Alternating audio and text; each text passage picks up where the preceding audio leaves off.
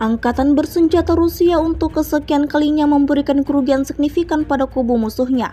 Dibuktikan pada sebuah rekaman yang ramai dibicarakan warganet di media sosial Telegram pada Sabtu 12 Oktober 2024. Dalam rekaman tersebut menunjukkan detik-detik pilot drone Rusia melacak peralatan militer Ukraina dan menghancurkannya.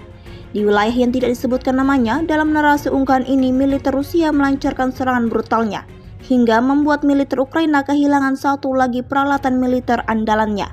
Video ini viral dan menuai beragam komentar dari warganet.